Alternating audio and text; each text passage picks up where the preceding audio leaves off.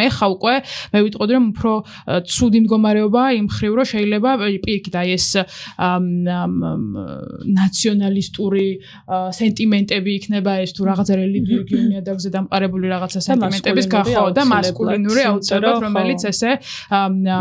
არათუ თქვათ დაუსჯელობის სინდრომით არის ეს ყველაფერი ნაკარნახები როგორც თქვი ასევე აქტიურად არის წახალისებული თანამდებობის პირების და პოლიტიკოსების მხრიდან და ეს აუცილებლად ახდენს ადრე თუ გვიან გავლენას ხალების მიმართ ხომ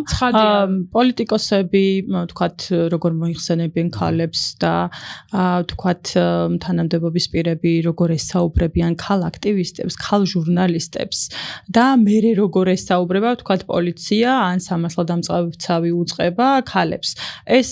პროცესი დავეთანხმებიანას რომ დაწყებული იყო ისედაც, თუმცა ძალიან მწვავე ფაზაში შევდივართ ახლა ამ კუთხით, იმიტომ რომ ახლა უკვე დაიწყო თითქოს ესეთი რაღაც ნარატივი ვრცელდება საზოგადოებაში, რომ აი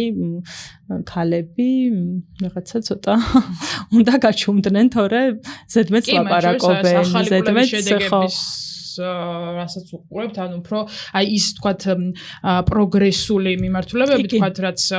საზოგადოებაში ძალიან აქტიური მუშაობის შედეგად ნელ-ნელა თქვათ მივდიოდით წინსვლისგან, ეხა უკვე უკუსვა არის დაწყებული ამ მიმართულებით და პირდაპირ მტრებად აცხადებენ ამ შემთხვევაში. აუცილებლად იქნება ამას შედეგი ადრე თუ გვიან.